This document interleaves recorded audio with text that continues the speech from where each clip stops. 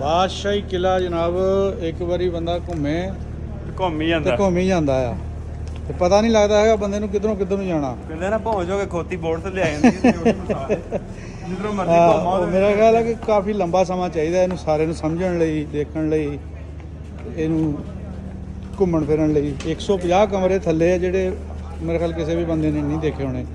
150 ਕਮਰੇ ਦੱਸਦੇ ਆ ਵੀ। ਲਾਹੌਰ 'ਚ ਇੱਕ ਕਮਰਾ ਨਹੀਂ ਲੱਭਦਾ। ਹਾਂ ਇੱਕ ਕਮਰਾ ਨਹੀਂ, 150 ਕਮਰੇ ਥੱਲੇ ਹੈ ਜੀ।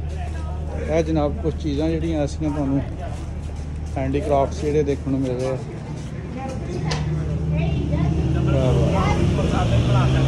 ਟਾਂਗਾ ਘੋੜਾ ਅੱਛਾ ਡਰਾਈ ਫਰੂਟ ਲਈ ਆ। ਕਿੰਨੇ ਦਾ ਦੇ ਰਹੇ ਹੋ? ਕਿੰਨੇ ਦਾ ਦੱਸ ਦਿਓ ਤੁਸੀਂ ਵੀ ਇੱਕ ਦੂਜੇ ਕੋਲ ਪੁੱਛ ਕੇ ਦੱਸਣਾ ਜਾਂ ਅੱਜ ਹੀ ਆਇਆ ਹੈਗਾ ਹੈ।